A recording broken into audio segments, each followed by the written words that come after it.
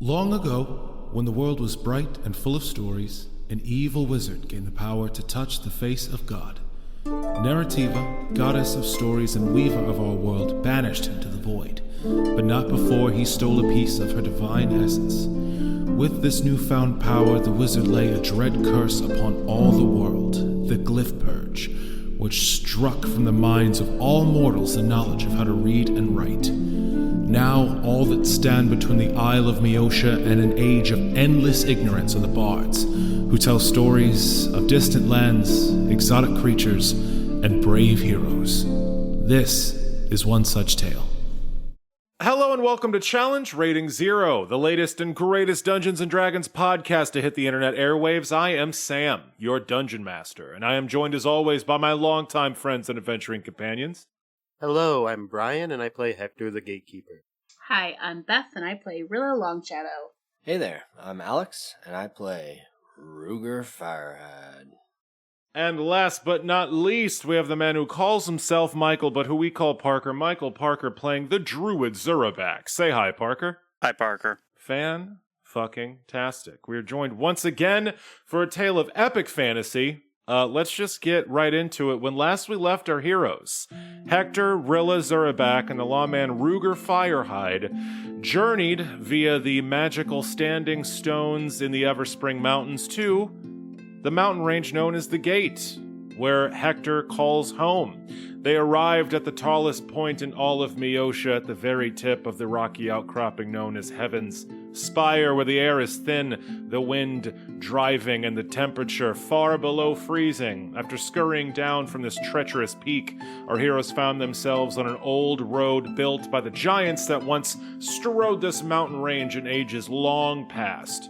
They met up with Talon, the head of security for the Circle of the Serpent, who informed them that that druid circle was even now standing in the pass through this mountain range, trying to negotiate safe passage north after shouting down an entire pack of Yetis.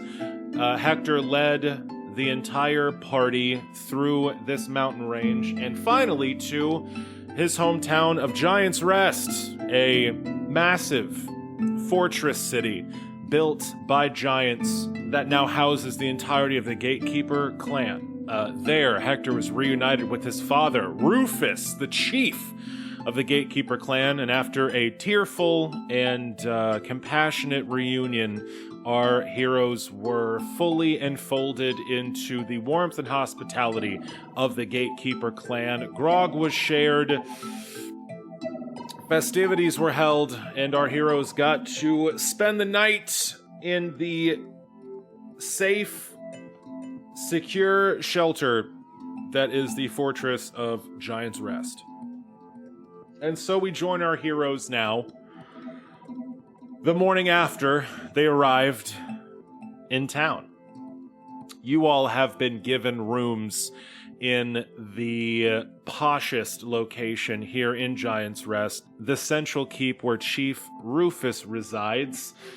Considering that this entire fortress city was built by creatures some 15 foot tall, everything is oversized, and all of the massive chambers have been divided into smaller rooms with planks of wood and piles of stone. You've each been given your own fairly spacious sleeping chamber, four-post beds, warm carpets covering the floor, and piles of goat and bear hides covering the arrow slits and murder holes to keep out the worst of the wind. Large fires are made in enormous fireplaces to keep you all warm, and all things considered, it was a pretty good night. And I just slept in my bedroom. Mm-hmm. Yes, you did, Hektor. Just down the hall from your friends, in your own bedroom, which is adjoined. You know, the walls have posters of all my favorite bards. I was just gonna say, what does your childhood bedroom look like, Hektor, as you awake this morning in your home? I mean, yeah, I think actually, not posters of my favorite bards, but I think that, not like great paintings or anything, but like just drawings of recreations of my favorite stories, like all over the walls. Picture also just some like really crude like figurines of heroic figures. Amazing. Did you make them?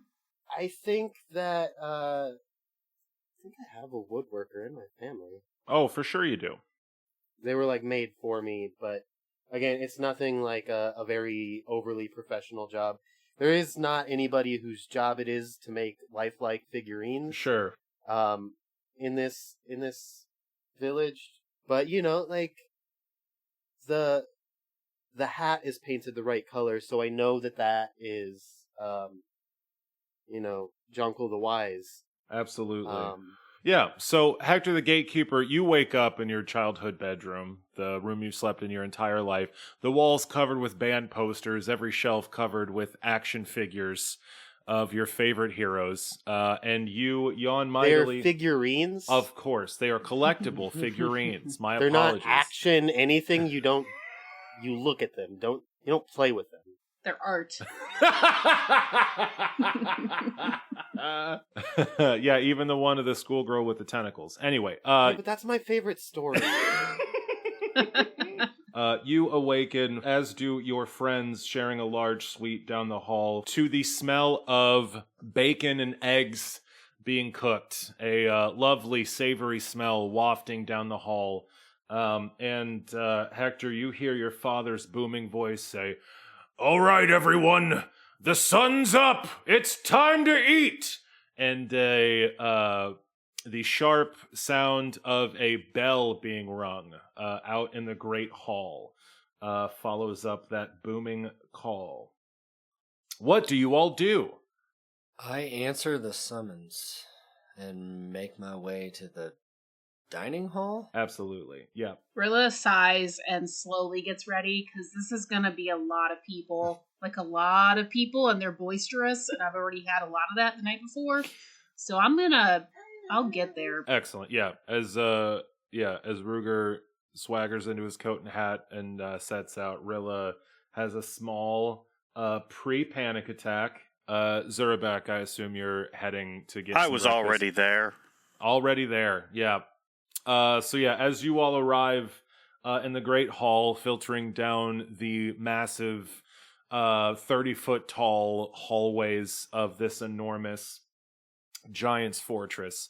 You get to the main room. The ceilings are 50 feet. It is a 200-foot long chamber, absolutely massive. A couple of low stone walls partition it into 3 different sections. And this one main room, which seemed to have been, a throne room of proper size for giants, is a throne room and a feast hall and a foyer to receive guests. Against one far wall is an enormous stone throne carved with 10-foot tall runes all along its back and arms, and a smaller wooden throne has been placed in the seat where Rufus now sits, looking over this massive chamber. And in the middle, in this dining hall area, 2 long wooden tables have been piled high with bacon, sausage, eggs, pancakes, warm loaves of bread, shit tons of syrup, just a kingly spread, steam wafting up, and giant pitchers of cider and mead, and of course, gatekeeper grog in massive mugs. As you all come into the room, Rufus steps down from his throne and says, "Good to see everyone. I hope you all slept well. I, for one, am famished." And he walks down to these 2 tables. He takes a seat at the head of one of them. And you notice that you all are the only ones in here. There is the 4 of you are protagonists. There is Rufus, and that's it. He sits down, sticks a napkin into his collar, and just starts annihilating a pile of bacon. wedging handfuls into like rolled up pancakes and just wolfing down. Where's Mom? That's an excellent question, and one that your dungeon master was not prepared for. Give me a second. Yeah, your mom's still alive, isn't she? Yeah. I heard the flick of the For, lighter. for now. Whoops. Hold on. Oh, God. It's simple, Sam. You've been doing this for years. Where's his mom? His mom's his mom the blacksmith? Is that right? That is Trying to remember. correct. Your mom made your hammer. Yeah, so she's busy. She's getting the forge going, right? Yeah. All right. This is where we'll cut back in. Oh, you know your mother, son. She's down at the forge, finishing off some new weaponry for the new round of patrols. Okay. Where's Eric? He's going to do this for every one of his family members. Eric's drinking. He's off. That's all. That Eric's doing what he always does. Eric's drinking. Listen, son. I know Where's Calvin? I know you're excited to see the rest of the family, but we've got some business to discuss. And considering what you and your friends asked of me yesterday, I figured for the sake of decency, it would be best for us to discuss this ourselves. When you all got here yesterday, I was, of course, elated to see my son again, returned to his homeland with tales of heroism and daring do. I was, of course, delighted to meet all of you, my son's best, closest friends, especially the one in the spikes. And he winks at you, Zurabak. I don't even notice. My mouth is food. Absolutely. Wait. Your mouth has turned into food? It's always food Did if you look at it. He's Is this like a druid thing? But instead of like turning to wood, you just have like hamburger lips? Like what's going on here? Oh God, hamburger lips. Oh Christ. They're closer to hot dogs. My new crust punk band, Hamburger Lips. Oh God. Absolutely incredible. Rufus says, listen, you asked when you arrived here yesterday to get access to the tombs that are giants, the benefactors of our people, lay their dead. This is beyond taboo. We hold the giants that built our home in the highest regard. We station guards at the entrance to their resting place at all hours of the day, diverting valuable manpower from patrolling the passes. For you to not only go inside, but to, I don't know how else to say it, desecrate the remains of one of our ancestors. Well, that's asking quite a lot. I'm going to need something from you all in return. And that is... Go on. Yeah. That's all I was waiting for. Rufus says, so, we have a whole lot of druids in the pass. The entire circle of the serpent is down there, asking not only to move through the low pass with a full retinue of guards, but they and their crazy walking skeleton monster, My son. I'm sorry? We've learned it's best not to ask questions when he says things like that. Fantastic. I gave birth to my son. He is glorious. He has your noble bearing. So they don't just want passage through the pass. They want a guard to be stationed with them to guide them all the way to the Everspring Mountains. Apparently they have some plan to go all the way north, farther than, well, frankly, any of us but you, son, have gone. And they want a full entourage of gatekeeper warriors to guide them through the civilized lands of men where they've never tread. They're nervous that their presence will trigger some locals to start attacking the gigantic skeletal beast that your friend here gave birth to, or whatever. Now that leaves us in a delicate position. Mostly because they don't have any money to pay us. They apparently have no concept of gold or valuables or treasure of any kind. Yep. Yeah, so, the negotiations have been difficult.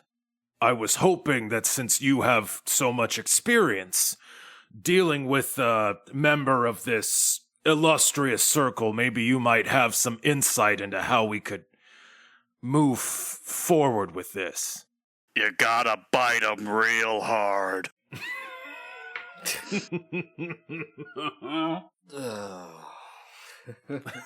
I light up a cigarette. Rufus puts on he kind of twists his mouth up and rubs his great white beard. Says, "Okay, I mean, if that's part of the ritual, I'm sure we could accommodate that. That's not going to get us paid. Is my whole thing. Hektor, you are my eldest son. You are going to one day replace me as chief of this noble and mighty clan." Hektor does not make eye contact with him when he says that. Oh, nice. Ooh. He's your father says, "This will be an excellent test of your ability to negotiate contracts and generally look out for the well-being of your people while establishing mutually beneficial arrangements with outsiders. What do you think, son? Can you give your old man a hand?" I would be happy to talk to them. I have met some amongst their leadership already. So and obviously Zurabak is of them. Have they said what their intent is? Well, to be frank, their intention is pretty grim.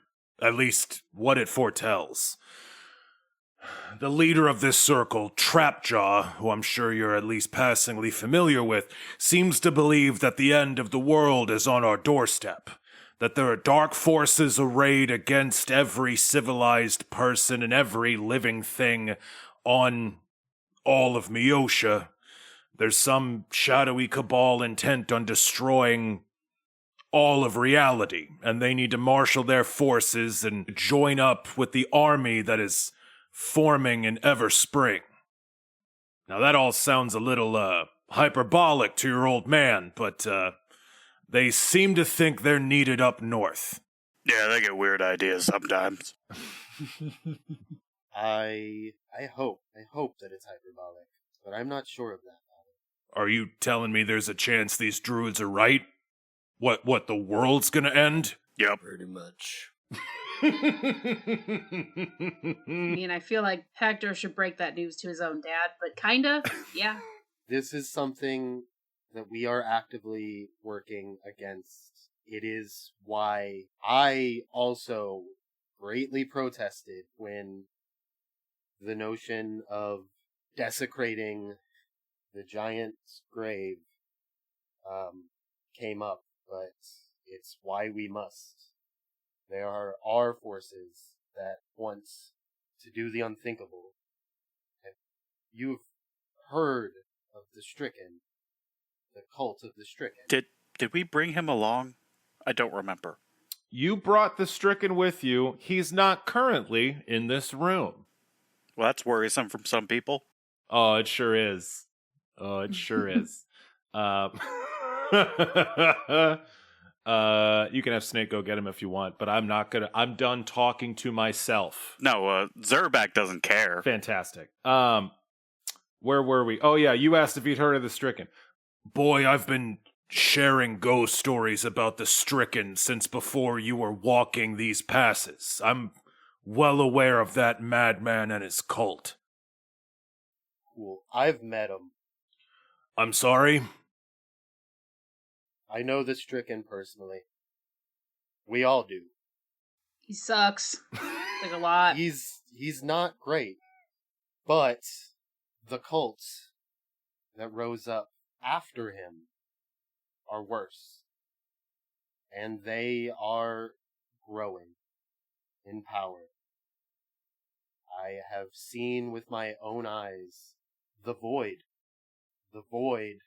crossing over, or I don't even know if that would be the right terminology, but Son, are you telling me that we're standing on the cusp of the end of the world, and that you and your companions and your work are all that's going to keep these dark forces from manifesting their goal of destroying everything? Is that what you're telling me? that's the hope. That's what we're fighting for. That's incredible! Oh, that's amazing! I knew it! I knew my son was going to be one of the most important people on this entire island. Not any of his other children. I knew it! That's going to be the greatest story ever told. Oh, I'm delighted. I mean, it's awful. It's terrible, obviously, but that's something. I tell you, my son fighting off the end of all existence. Well, that definitely puts a different spin on things. I mean, by the gods, if we're really on the cusp of losing everything, maybe we need to move out too. Yeah, maybe the gatekeepers need to go on the march as well. But what of the goats? Young man, I assure you, these goats can take care of themselves. The ones we don't bring with us and cover in armor to kill our enemies, of course. I do think things will get worse before they get better, and the road to Everspring crosses right through some of the worst of it. But I also think that if it gets as bad as it can, Everspring will be the last place standing, and those gates will need to be kept. Your father tears up as those words come out of your mouth. He wipes some tears from his eyes. That's beautiful, son. Oh, I raised such a good boy. Oh, did you hear that, Ruger? That's good stuff. That's hero stuff. Is what that's. Oh, it's incredible. Yep, it's a beaut to see. This changes everything. Hell, if the world's coming to an end and these druids need to get north, there's no one but us to help them. Yeah. Yeah, it's not about payment anymore, is it? It's about solidarity. It's about unity. It's about building something that'll last the ages. Something that'll shake the world. Oh, I have an idea.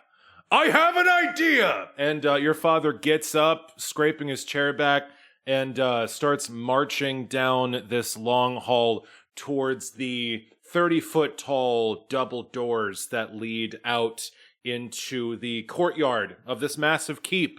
Full of exuberance, his 7-foot tall frame marching, his dark hair gray at the temples fluttering behind him as he goes out into the whistling wind and frigid air of this mountain pass.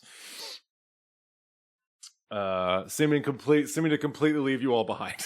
I wait a beat, look at my companions, shrug. He has an idea, and I get up and follow. I heavy sigh, and I get up from the table and follow. Yeah, I'm guessing this is a lot more positivity and optimism than Ruger's seen in a while. It's pretty early in the morning. I haven't even got my coffee yet. Honestly, it's a lot more positivity than Hektor's seen in a while. Oh, that's true, yeah.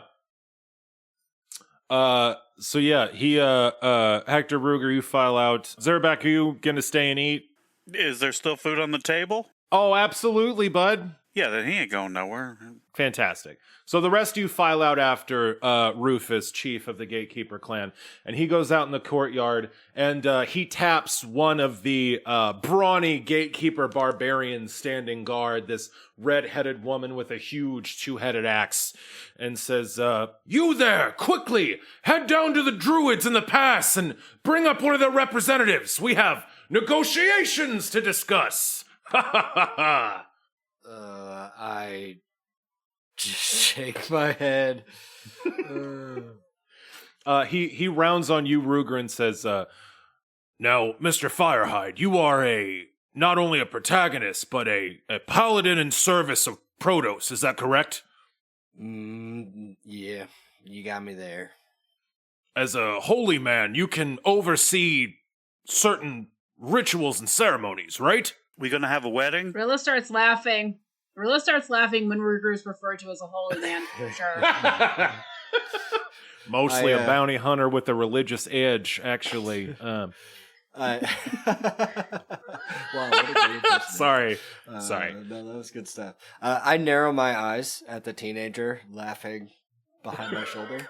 And then I say, well, yes, I do suppose that I could oversee if I were so inclined, but why are you asking me to intervene when you have a protagonist in your own bloodline? What I have planned is going to require an officiant. He stands up straight, puts his fists on his hips in a Superman pose, and he stares up at the clear blue sky. And for a moment, there's not a cloud to be seen. The sun shines upon this gray stone courtyard as guards and gatekeepers go about their business all around you, and his ice blue eyes shine in the sunlight. And he says, "I'm seeing things clearly for the first time in quite a while. I get it now. Those attempts to bring down the mountain, those freak avalanches, they were all so that we'd be separate, right? Do I have that right, son?" I believe that is the case, yes. Separation. The only thing that can fight division is unity. And I have a plan to unite the gatekeepers and the Circle of the Serpent. Oh, fuck, he's gonna marry you off. I begin Hektor, chuckling. Hektor full blushes.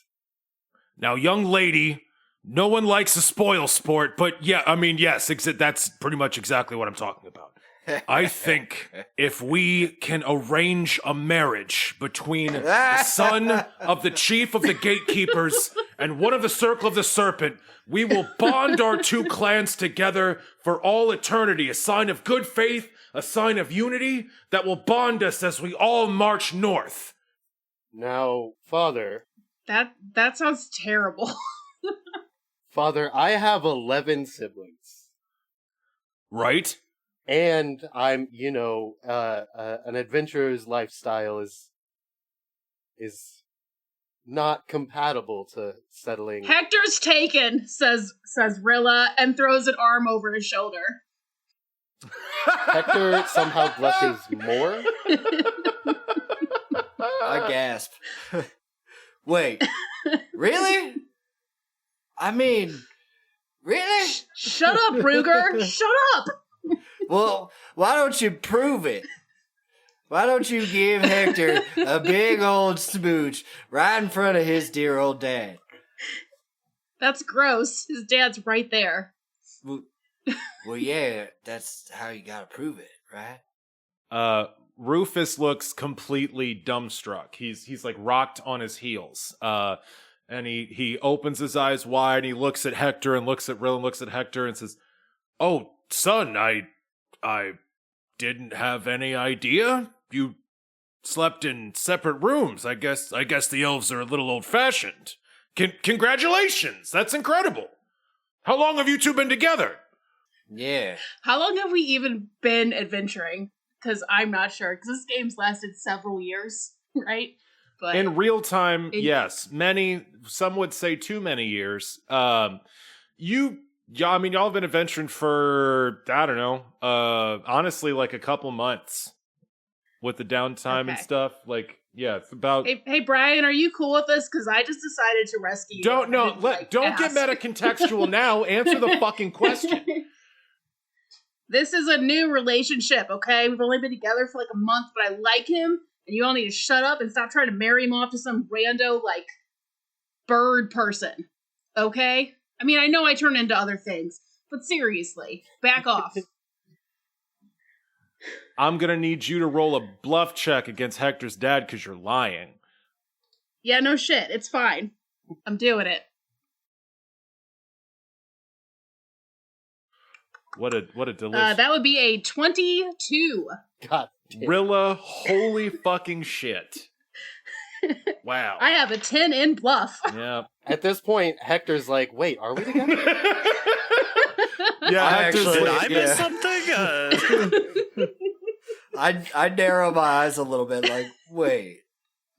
yeah, this Really? is great. This is great. Rilla's gaslighting your dad so hard that all of you are now like, I guess I didn't see the signs. Weird. Have we been dating? Rufus is like, but young lady, you have my sincerest apologies. I never intended to overstep. I suppose I should have checked this kind of thing first. You know, we just get so excited when we get new ideas. If Hector is spoken for, and he leans down and nudges you in the ribs and gives you a wink, Hector, nice job, son. He stands back up and says, well, I'm sure we could marry off someone else. Cedric? No, he's got a job. He's providing for the family. It is as Rufus is brainstorming out loud that you all see some activity from across the courtyard, and a large group of about 10 animals is slowly prowling across this open space towards where you're all standing with Rufus. There are some polar bears, a couple of goats, and circling above them is a bald eagle. But in the middle of this group of animals that look pretty natural in these Arctic climates is a giant fucking monitor lizard, slithering forward with unusually stately grace on their stomach, surrounded by this honor guard of animals. Some gatekeepers are making a ring around them as they make their way across the courtyard. And as they come to stand about, 20 feet away from you, this bald eagle lets out a cry, lights on the cobblestones between you and the druids, and turns into Talon.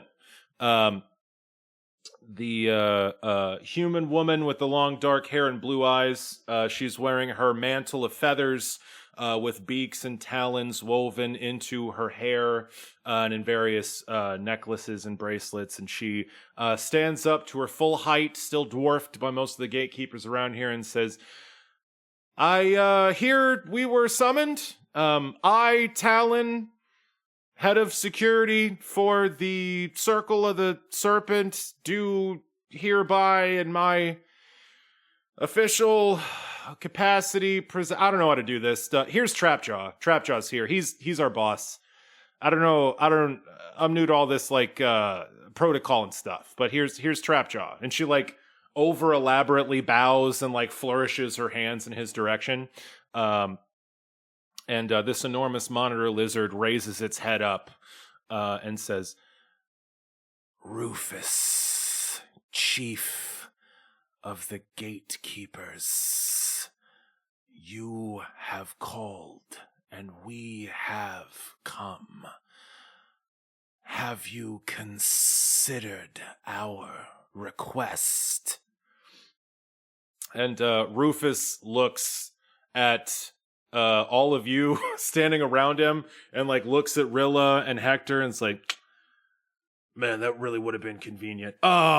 Yeah, so great Trapjaw, leader of the Circle of the Serpent. I think if the situation is as dire as you stated earlier, it might be good for the entire Gatekeeper clan to accompany you north to see you safely to Everspring and, hell, maybe get a little action ourselves. If there's gonna be a fight, the gatekeepers aren't gonna sit it out, I promise you that. But, since you don't have, any, money, we're gonna have to come up with some other idea for how to bind us together in a contract. I was thinking maybe some sort of a marriage, a joining together of our tribes. Trapjaw lifts his head and says, I am flattered, Rufus, leader of the gatekeepers, but I am celibate in my role as leader of the Circle of the Serpent. And Rufus is like, oh, God, okay, well, this whole morning's just gone to hell. That's not, okay. Well, why don't we... What my father is proposing is not a marriage between clan leaders, but perhaps, obviously, if you are celibate, you have no children, but somebody who you trust. Somebody that would symbolize the clan, the Circle of the Serpent, for you, marrying a member of our family. Trapjaw slowly blinks his large, wet eyes and says, This is acceptable, given the proper candidates. He looks around at all of the animals surrounding him and eyes them all one by one, as if weighing them. He says, we might select Zurabak for this task. And Talon just falls on the ground laughing. She just falls over, kick. Zurabak, you can't be fucking serious, boss. Zurabak? Oh my god, there's no way. And Trapjaw fixes his eyes on Talon and says, perhaps you are right, Talon. I suppose the proper candidate has been staring me in the face this whole time. And Talon's rolling around on the ground, and she stops, like mid-guffaw, and looks at Trapjaw and says, oh, boss, no, come on, come on, that's a terrible idea. I snore, right? I'm a lone wolf, and she turns into a wolf. I kind of go my own way, that whole thing. I don't know if that's good. And Trapjaw fixes her with a stare and says, Talon, do you still serve? And Talon slowly changes shape back into her human form and says, God's damn it, boss. You hear Zurabak laugh from all the way up top. Yeah, yeah, you hear Zurabak laughing from the main hall. Yeah, his laughter. Yeah. How does it feel, Zurabak, to have someone else get dealt that card? Feels pretty good, huh? Hilarious. Talon says, God's damn it, fine. Yes, Trapjaw, I serve. Fine, great, cool. Marriage, awesome. Which one of these fucking rubes do I gotta get married to? Rufus looks around the court. Oh, what's up? Rilla and I aren't that serious. Rilla looks pissed at that. Because I just, tried to save you, and now you're being an asshole and insulting me in my what would that be, my bluff? You're stomping on a young girl's heart there, Hektor. Oh. Yeah, Rilla's pissed. Rilla's glaring hard. Yeah, oh boy. Your father looks at you quizzically like, son, I thought you two is that what the fuck's going on? You know what? Let's maybe have a chat. And Rufus is going to grab you by the wrist, Hector, and sort of pull you off to the side of him. Just 1 second, Your Grace, your lizardness, just 1 second. We'll be right back. And he pulls you off to the side and says, now, son, have you been fibbing to your old man? What the hell's going on here? I didn't say anything. Are you dating that lovely elf girl or not? Because either way, I gotta tell you, son, you just fumbled the fucking bag pretty hard. Oof, that was rough to see. That girl's, I would sleep with one eye open for a while after that stunt you just pulled. Holy shit. Are you with Rilla or not? No. Okay. Well, ugh. I think she just saw that I was uncomfortable at the idea of arranged marriage and tried to step in to help me because she is a good friend. Your dad, looks over his shoulder back to where everyone else is standing and looks at Rilla. Rilla, what's the expression on your face right now? Probably rage. Yeah. And maybe a little bit sad. Yeah. Yeah, that makes sense. God damn. Wow. Oof. Yeah. So Rufus looks back at Rilla and sees her face, and he looks back at you and says, all right, son. I appreciate you telling me the truth, considering we've got some kind of sticky political maneuvering that we've got to handle. It's probably for the best, but you have got to learn. The next time someone tries to take a bullet for you, don't stab them in the back afterwards. You know what I mean? Just some advice from your old man. Would you be willing to make this sacrifice for the gatekeepers and bind us to this druid circle? Our forces combined in this way could cut a swath through any of those cult fuckers all the way to Everspring and beyond. Hector looks over at Talon. Talon is looking incredibly concerned for Rilla. She's got a hand half raised, like she wants to go over and comfort Rilla, but she's terrified too. But other than that, she looks, fairly chill. You do notice her hair fluttering in the mountain breeze and her eyes reflecting the clear blue skies, which you probably didn't notice as much before. Hector looks over at Rilla. Is Rilla looking over here? The minute you looked at her, I think that she probably turned her back. Mm-hmm. Okay. Hold on. And I walk over to Rilla. Mm-hmm. Can we talk? No. And she walks away. Hell yeah. Hell yes. Yeah, it is as Rilla storms off. I'm back. Food's gone. Yeah. Zurabak, you come to the top of the steps as Rilla swiftly walks away. Rilla, you brush past these druids and make your way through the gatekeepers going about their morning chores. And Rilla's shoulder checks the bird lady as she leaves. Hard. Cheers! Oh no! Oh god! Yeah, she as you walk past Talon, she's like, Rilla, yeah, and then you shoulder check her, and she just allows you to walk past.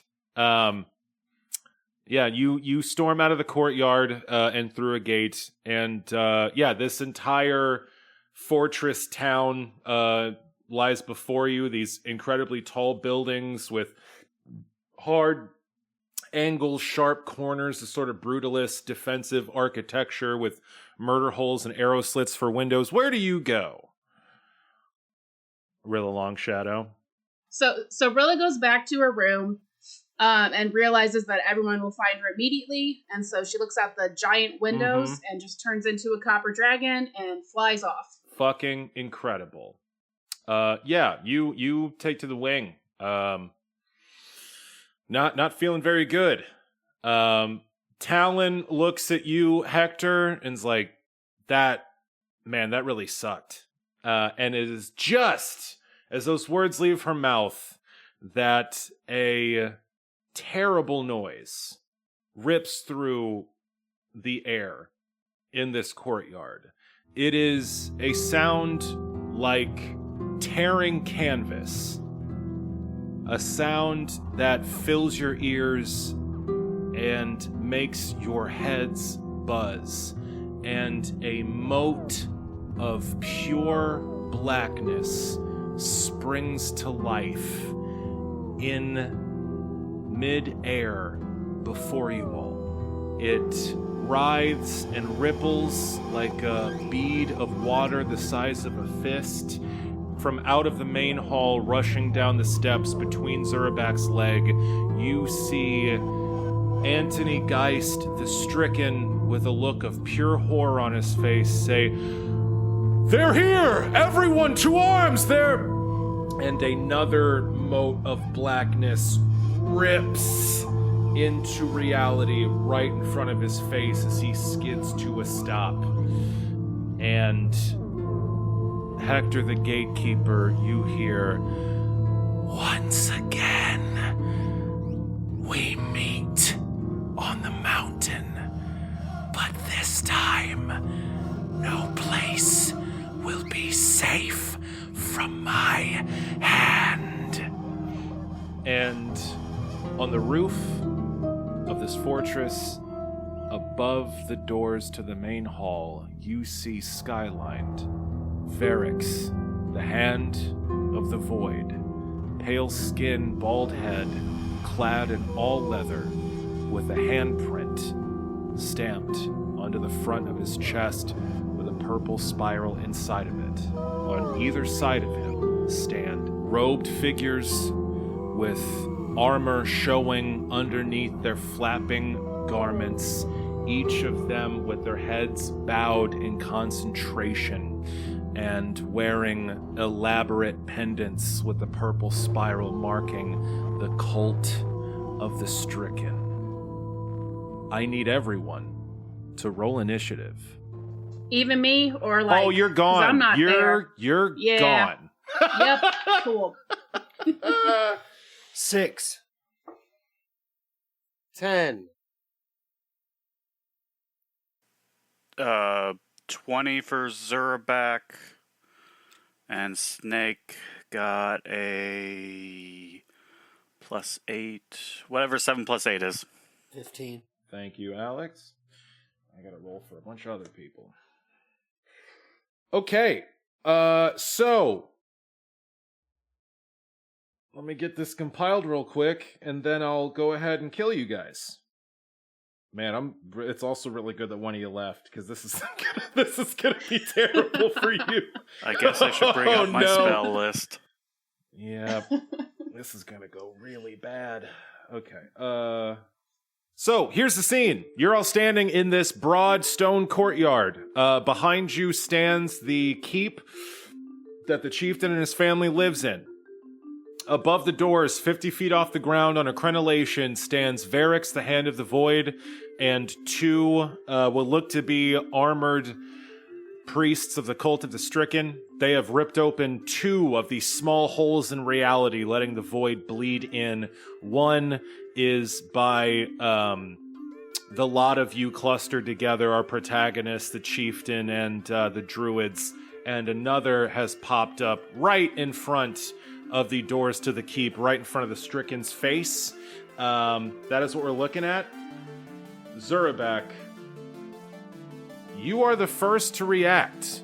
What do you do? That's never good for anyone. It's never good. What level are we?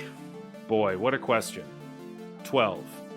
And are there at least 12 targets friendly within 30 feet of each other? Yeah, everyone's clustered together. There's Trapjaw, there's the 10 druids with them, including Talon. There's Rufus, and there's Hektor and Ruger and Snake. Yeah, there's plenty of folks. Well, we're gonna start things off with a bull strength mass. Oh my god! Hell yes! And that'll be my turn. So, Zurabak, you instinctively pull on the power of the wilds and you channel your druidic magic to shower all the combatants in this courtyard on your side with incredible physical might. Everyone's strength score has increased by 4 points, meaning you all get to add 2 to your attack and damage rolls with strength weapons. Excellent opening salvo. Good shit. Yeah, what does that look like, Zurabak? Goats. Like magical, strong, buff goats envelop people. Oh my god, that's incredible. You make ephemeral gatekeeper goats to run. So this is goat strength when you cast it. Yeah, I'm their champion. Fan-fucking-tastic. Yeah, you create an army of these ephemeral goats. I don't know what a bull is.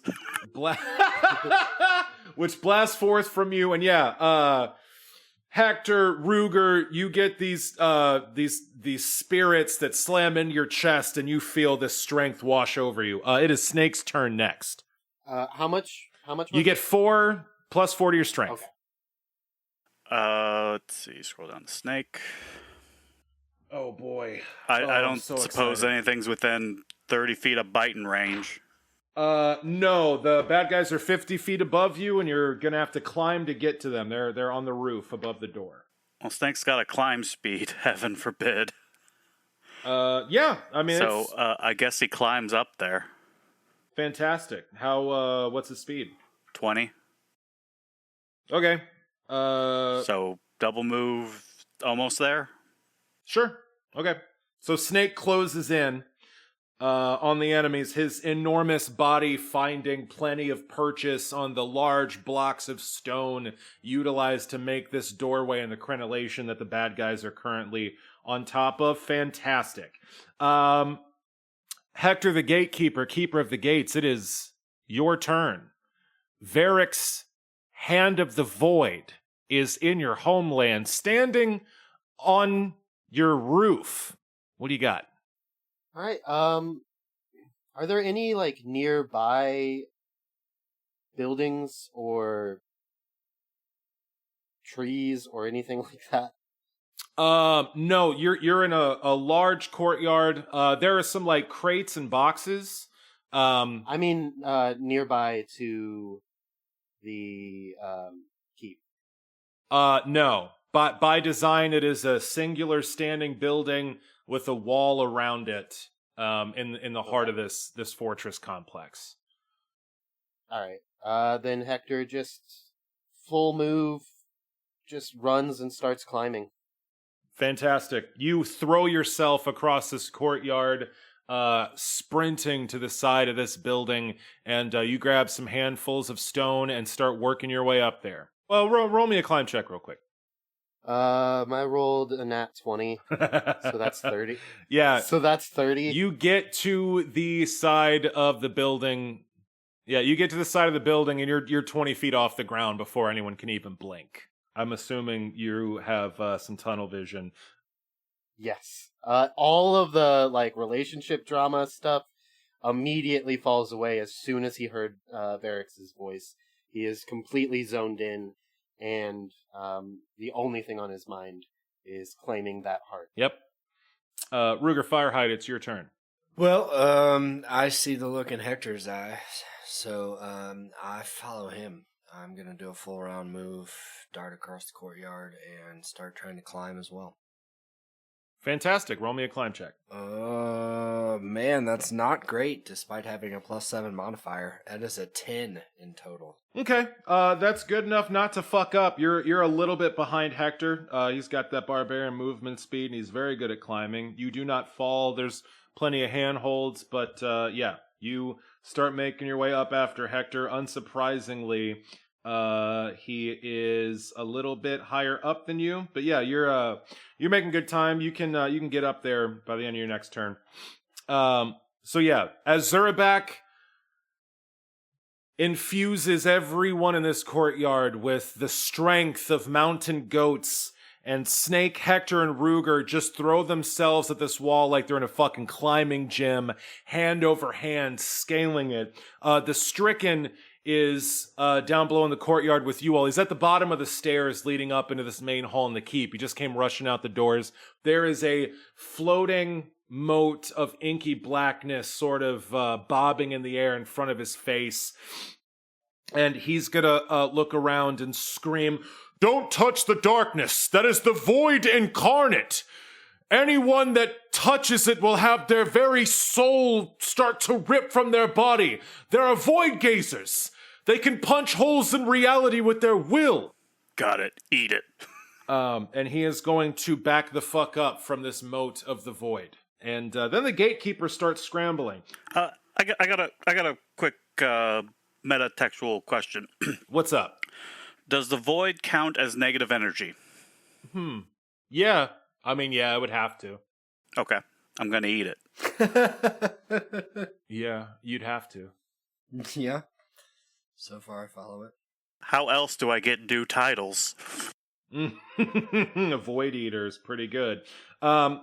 So it is the Gatekeeper's turn. The Gatekeeper clan, for their part, unleashes a flurry of javelins, throwing axes, and spears. This rain of projectiles thrown by powerful barbarian muscles soars through the air and clatters off the stone crenellation that your three enemies are currently perched atop. Your father, Rufus, you can barely hear Hektor in the back of your mind, is screaming orders. "Everyone, stay clear of the black blobs! Get more archers in here! We gotta take these fuckers out!" Yeah, he says, "Someone get me my weapon!" The druids are going to form a protective ring around Trapjaw, and they are going to start moving backwards to try to keep, Trapjaw safe from whatever the fuck's going on, and sort of move him towards the other end of the courtyard away from this moat of darkness. And Talon is going to reach out a hand and curl it into a fist, and an explosion of vines are going to erupt from the stone crenellation that Varix and these clerics are standing on. So it's just chaos up there for a second as everyone, druids and gatekeepers, do everything they can to fuck up these bad guys. Varix stands perfectly still and with one hand bats aside every single projectile that comes his way effortlessly. He barely seems to move, just makes these small microscopic adjustments as he bats aside anything that comes anywhere close to him. The priests of the void on either side of him, these void gazers, stand strong. They take a couple hits. One gets winged by a throwing axe, one gets hit with a javelin, but they seem completely uninterested in this pain. And Talon casts Entangle. So these grasping vines reach out to try to snare Varix and these priests, but they're able to deftly maneuver around them, completely evading their entanglement. And you hear Talon go, "Shit!" And that makes it the bad guy's turn. No. Yeah, they get a turn. It's I hate it too. That's not fair. Can we each get one more turn? No, bud. Sorry, bud. I'm just glad they used their surprise round as a dramatic reveal. Well, I always use the surprise round as a dramatic reveal. These two void gazers on either side of Varix, wearing these flowing black and purple robes that are donned over suits of armor, are going to keep their heads bowed and murmuring, and these inky blobs of pure blackness, these tears in reality leading to the void down in the courtyard, are going to shudder and jerk about in these violent movements this way and that. And one of them is going to make a beeline for Rufus, chief of the gatekeepers, and one of them is going to make a beeline for Trapjaw, leader of the Circle of the Serpent. Almost as if we're waiting for all the leaders to be in one place at the same time. Let's see. So, Rufus sees this inky blob of the void coming directly at him, this shard of nothingness, and he, with surprising grace for a man of his age and size, throws himself down on the cobblestones in a smooth dive roll. This shard of the void scrapes along the cobbles where he was standing, and where it touches, the stone warps and disappears, leaving this perfectly smooth trench where the shard of the void was left. The other shard beelines towards Trapjaw, and Trapjaw is unable to avoid it, and it slams right into him. And Zurabak, you hear a sound you haven't heard since you were a child, biting his tail. You hear the great and powerful Trapjaw scream in pain as the shard of the void rakes along his scaly hide. He hisses and cries out in agony as it scours against him. And that leaves Varix, Hand of the Void. You all hear in your brains, when last we met, protagonists, my hands were tied. I was ordered to be merciful, to let you live if I could. I am under no such compunction now. I am a blade loosed from its scabbard, and you will bleed. Do we know this guy? Solid burn. He's going to shuffle to the side, and he is going to just drop off the side of this crenellation, just directly at Hektor the Gatekeeper's face. He is going to attempt one attack against you as he just free falls down the side of this thing. He puts one hand against the stone to steady himself, and in a controlled slide, using like the subtle angle of this architecture, just slides right past you from the roof to the ground, and he lashes out to kick you in the face as he does. Let's see. Does a 34 hit your armor class, Hektor? Just about close. Yeah, it's monk time. This is book 3, so tighten them beeholes.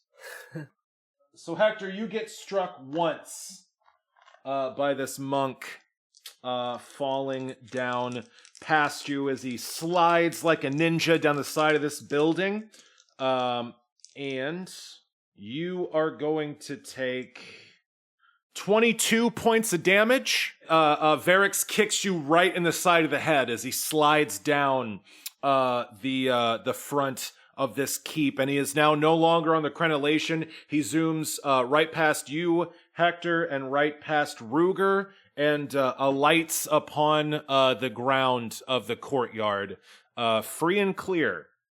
And that is the bad guy's turn. And that's going to bring us up to Zurabak. How far away is Trapjaw? I knew I'd get you, you son of a bitch. He is currently 50 feet away from you as people try to shuffle him back the last turn. So, yeah, there's about 50 feet between you and Trapjaw right now. And there is a void shard, which is what I'm calling him from now on. Came up with it in the moment. There's a void shard menacing him as we speak. Yep. What you got? I'm thinking.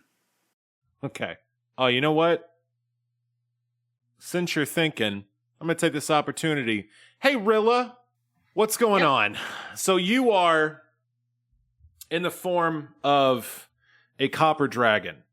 Your wings. So while I was waiting, oh sorry. No, what's up? I was just saying, while I was waiting, I did the math. Rilla can fly 15,000 feet in the 10 minutes she has this ability, so she's 2.8 miles away, crying in a tree.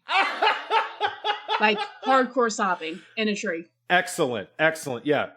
Okay, great. So yeah, in the time between you taking off and this fight happening, yeah, you absolutely hurled yourself through the air on leathery wings, beating against these driving mountain winds.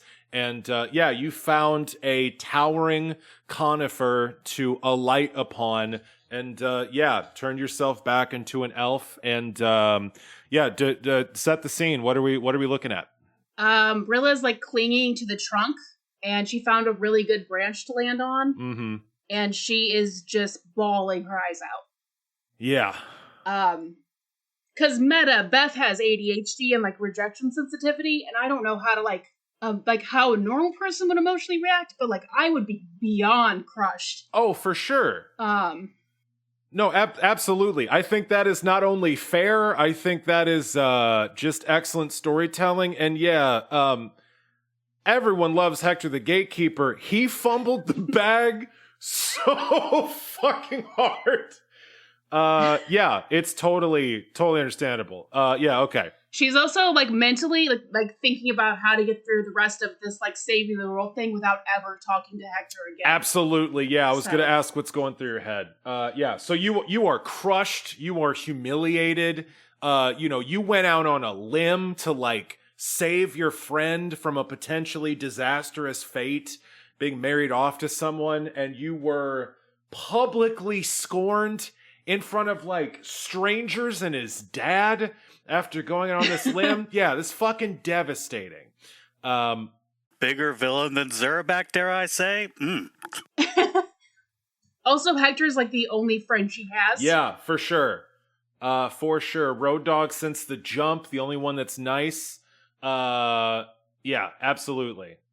Just wanted to check in on that. Poor Ruger. I'm just the hired help. You're also like an old man and still new. Like to Rilla, that was like her first friend. I'm tearing up because Beth has, like I said, rejection sensitivity. Yeah. Ooh, like that would destroy me. No, yeah, that shit was spicy for sure. It's spicy. Yeah. So just wanted to check in on that. Absolutely fair. So Zurabak. So we cut to Rilla trying to fucking recover emotionally from what she just went through, and we cut back to Zurabak in this courtyard fighting Varric's Hand of the Void. What you got, Zurabak? He shouts out, "No one bites him but me." Excellent. And he stomps over to the Void Shard. He doesn't quite get there because he's going to use a standard action to cast Death Ward. Excellent. On himself. Sweet. So yeah, you stomp across the courtyard calling out this glorious battle cry, and you use your druidic magic to shield yourself against... Like, I guess technically Snake too. Yeah, for sure. Yeah, you and your animal companion share spells. Yeah, you use your druidic magic to shield yourself against the forces of death and necromancy. What does this spell look like flavor-wise when you cast it? I don't think you've cast Death Ward before. No, I have not, even though it is only a 4th or 5th level spell for me. I'm thinking it just looks like I get wrapped in the bones of Zurabak Jr. Excellent. Yeah, and even larger, like, spectral skeleton. I like this, like, spirit animal phantom thing you got going right now. Yeah, you're surrounded by this fearsome skeletal form, which, like, scares off the forces of death. Excellent. So, yeah, you're closing in on your boss, warding yourself against death. Yeah, I'm immune to all death effects, magical death effects, energy drain, and any negative energy effects. Fuck yes. Excellent. Great. So, let's see. That's gonna bring us to Snake. It is Snake's turn. What does Snake do? Is he within 30 feet of biting something? Yeah, he can slither up. He can slither up the rest of the way onto that battlement, and try to fuck up one of those priests. All right, his to hit is 24. 24 is enough to hit this priest. All right, give me a fortitude save, which is increased by 2 because he got a feat. DC 16. DC 16 fortitude save against poison. Got the fortitude save. Sadness. He's tried his best. His damage is huge. D6 plus. Okay. 16. 16 points of damage? Yeah. Excellent. Nice. Your snake slithers up and his massive form towers over one of these priests on this crenellation, and he lashes out with his massive fangs, finding an opening in the plates of mail that this priest is wearing, and his fangs drive deep, drawing blood and a cry of pain from his target. Hektor the Gatekeeper, it is your turn. You are clinging to the side of the keep. You've just been struck mightily by Varix, who has just thrown himself off the building and is now standing in the courtyard again. Can I tell, does it seem like the priests are the ones controlling the void shards? Oh, they absolutely are, yes. How much further up? I said you're 20 feet off the ground. You got 30 more feet to go, bud. Hektor looks back at his father and looks down at Varix and keeps climbing. That's a tough call. Roll me a climb check. Get really high on it. That's a 19 on the dice. If you bust your total. ass and spend your whole turn moving up there, you get to the top of this crenellation at the end of your turn. You hustle up a 30-foot climb without a climb speed, your massive muscles flexing as you drag yourself up to this stone, and you are facing down one of these void gazers. Looks to be a human male, middle-aged. He has shaggy black hair, and he's swaddled in this large purple and black robe fluttering in the breeze, and just covered with sort of dull gray plate armor underneath. You are standing right next to him. Ruger Firehide, it's your turn. You said Varix is right at hand. He's correct? on the ground. You're like 10 feet up. You can easily jump down and engage with him if you'd like.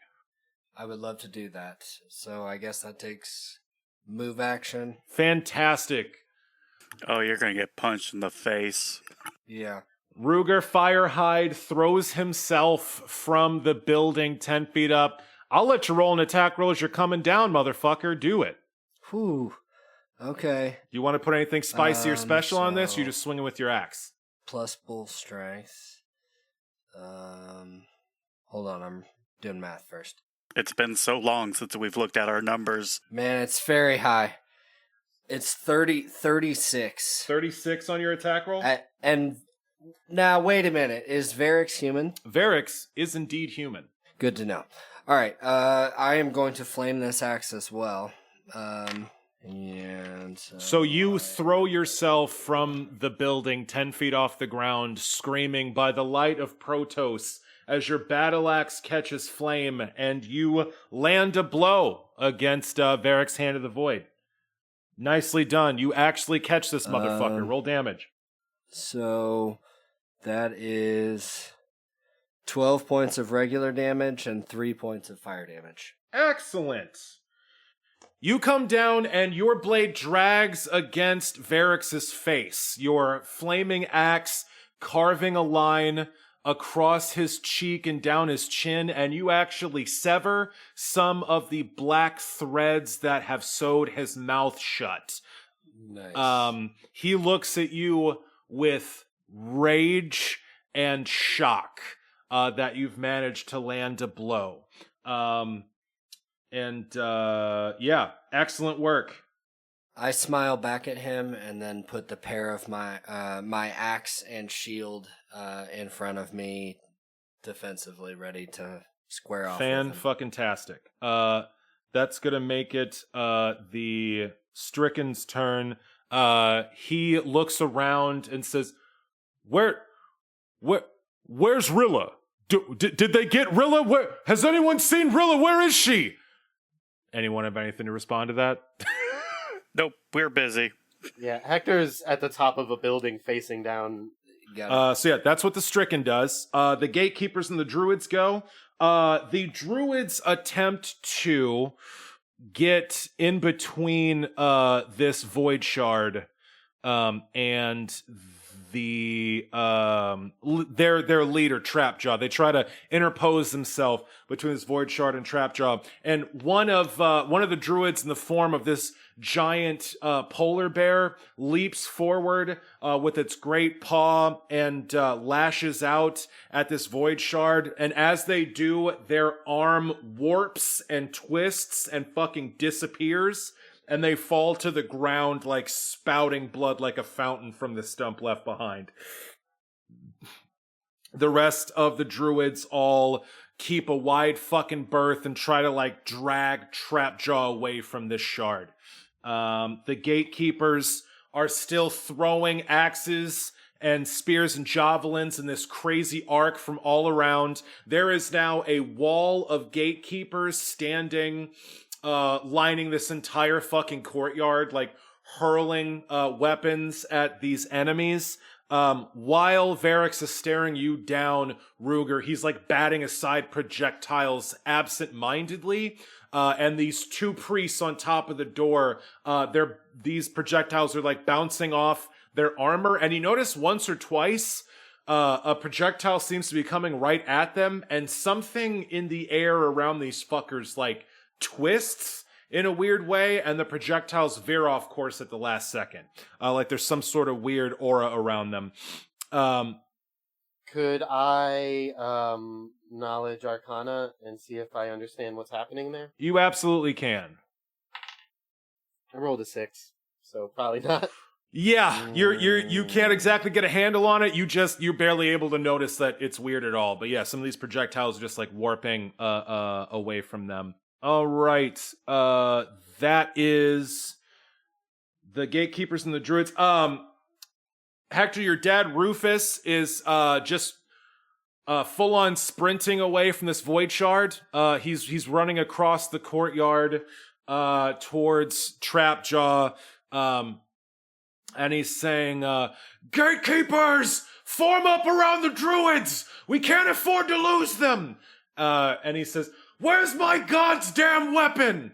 And a Gatekeeper comes bursting into the courtyard with a orcish double axe.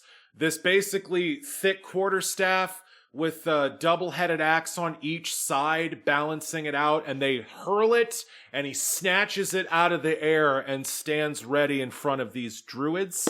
And then it's the bad guy's turn again. No. The priest in front of you, Hector, is going to stare at you with a crazy calm and reach out a hand crackling with cascading negative energy. And you're going to roll a touch attack against your armor class. Does a 14 hit your touch armor class? Yeah, 14 hits touch. All right, so as you finally scale up to the top of this fucking crenellation above the doors of the keep, you are standing face to face with this priest. They turn to look at you, and with a surreal calmness, considering all the crazy projectiles and shit being thrown at them, they reach out a hand, cascading with this like quivering black energy, and they place it on your chest. And all of this darkness flows into you. I need you to roll me a will save against this spell. 26. Damn, excellent. You are only going to take half damage from this spell because of that excellent saving throw. So you are going to take 16 points of damage instead of 32 points of damage as this negative energy the substance of the void like roils into your body. It is a terrible, burning, racking pain that like twists your insides as it flows into you. The other priest is going to do the same thing against Snake. Throw out a hand, roiling with this darkness. They're going to go for a touch attack against Snake. They got a 17 to hit Snake's touch armor class. Nothing happens. Fantastic. Death Ward. So no negative energy is taken at all. Is that right? Yeah, that's what it says. Excellent. Yeah. Then since you have... Unless I'm already affected by it before it was cast. Fantastic. So since you have warded yourself against death, yeah, you are immune to... Your serpent is immune. And this priest, this void gazer, is not super jazzed about that.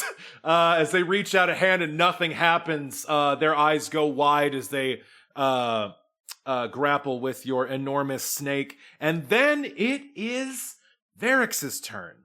Varix, the Hand of the Void. I don't like it. This is what I'm excited Facing for. off against Ruger Firehide. I don't like it. Varix... No good deed goes unpunished. Varix looks you dead in the eye, Firehide, and says, "It has been quite some time since someone has drawn my blood. You should be honored. Firehide, know that you have my respect as I pass you on to the void." And he is... God damn! And he is going to lash out in a dizzying array of violence. He lashes out with his elbows, with his knees. He spins in a mid-jump to chop you on the side of the neck. He pivots around your armor and shields to perform this, what you might call a flurry of blows against you. You could call it that. Or you could just do a single strike. Do the 1-inch punch. So that's going to be 28 on the first hit.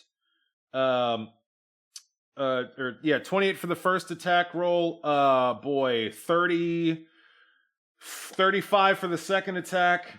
The third attack's going to be a 24. Does a 24 hit? Yeah, all that hits. Okay, the next one's going to be 22. Does that hit? That also hits, yeah. And the last one is going to be a flat 20. Does that hit? It also hits, yes. Okay, you are going to take a full flurry of blows from Varric's Hand of the Void. So yeah, he comes in like a fucking hurricane. He catches you in the jaw with his elbow snapping out of nowhere. As your head is turned, he jabs you twice in the throat, causing you to choke.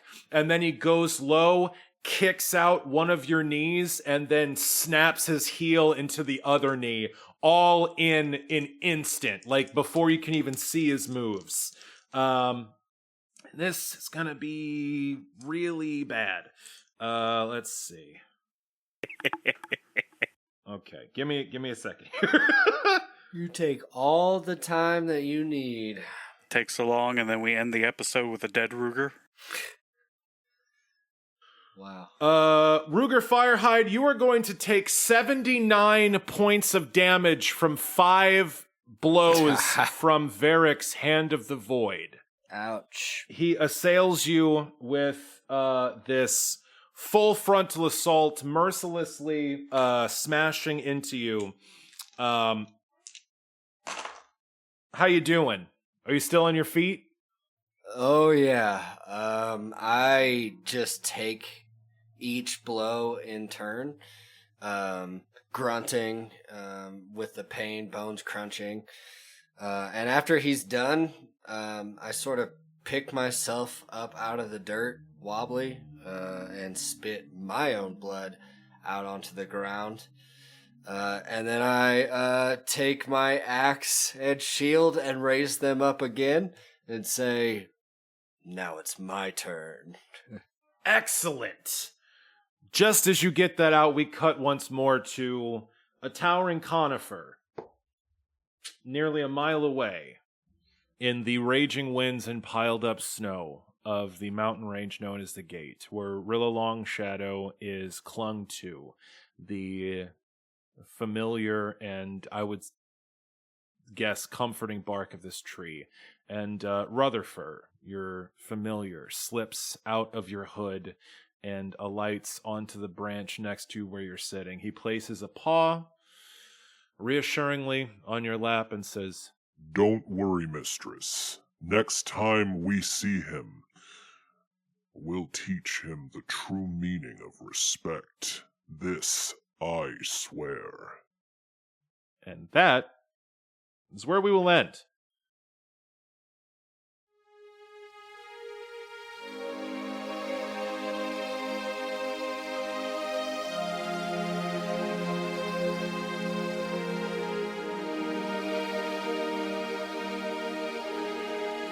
Hello and welcome to As the Dice Turns, the podcast after the podcast. I'm terribly sorry to disappoint, dear listeners, but there is only I, Anthony Geist, the Stricken, here to greet you at the end of the show. It would appear that our protagonists are a bit tied up at the moment. They've bumped into an old friend. I'd hate to divert our attention from their acts of daring doom, so I'll simply say, keep those dice turning. Hey there, dear listener. Sam the DM here, checking in with the credits at the end of the show. Challenge Rating 0 was edited by the incomparable Audius Prime, aka Matt Sims. You can find more of his work at audiusprime.com. Music for Challenge Rating 0, including our amazing theme song, is provided by the harp wolf Danielle Williams. You can find more of her work at danielletaylorharp.bandcamp.com, including her album Why Are We Surprised When Seasons Change. Additional music for Challenge Rating 0 is provided by Justin Ra. You can find more of his work at justinra.com, including his album Age of the Spirit. If you want to find us on social media, we are on Facebook and Instagram at Challenge Rating 0. We're at Twitter at Challenge_0. And if you'd like to email us here at the show and send any questions for As the Dice Turn segment, you can send any emails to challengeratingzero@gmail.com. Any questions we receive will be read on air. If you'd like to support the show, we are on Patreon, patreon.com/CR_ZERO. We've got some bonus content on there for you folks if you are interested. And if you can't support us fungibly, we ask only that maybe you take some time to give us a review, recommend us to a friend, all that good stuff. Thank you so much for listening. We're still trying to make the best show we can for you folks. We're going to keep on keeping on. I hope you all take care of yourselves and each other out there. We'll see you next time.